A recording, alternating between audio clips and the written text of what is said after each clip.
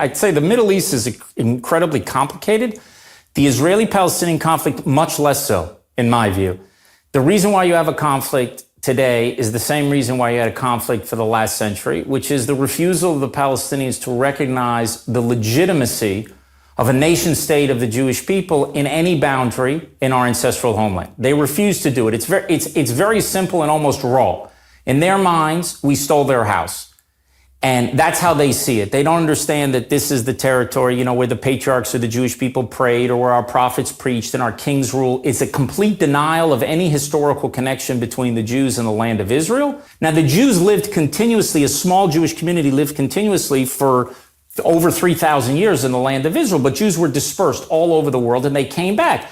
No one has ever dealt with that, where people coming back. But when you're talking about legitimacy, there's a historical legitimacy here where we are in our ancestral homeland that doesn't exist anywhere else. It's not displacing the natives. The Jews were the ones who were displaced, not just by the Romans, but also by the Arab conquest, where a lot of Jews were. People just don't know history. I mean, most people's sense of history, as you know, goes back to breakfast. So why should anybody care about what happened? But if those historical claims don't work for you, well, you could take the legal claim. And the legal claim was that there was an Ottoman Empire here. The Ottoman Empire collapsed. The British were given a mandate to control this territory, specifically by the League of Nations, in order to enable the settlement of the Jews, who in the 19th century, the late 19th century, the Spring of Nations, were considered a people. You know, there are people who don't consider the Jews a people, but we have a 4,000-year history and peoples have rights of self-determination. And so the British were given a mandate by then the League of Nations, which folded into the United Nations,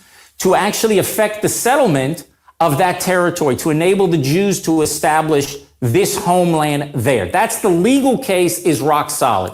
The historical case is rock solid. And to me, the moral case is rock solid, because we're a people that the entire world turned their backs on the Jews anytime we were oppressed. I mean, Jews would have a right to a state anywhere. But to say that the Jews don't have a right to a state in their ancestral homeland, that seems to me lunacy.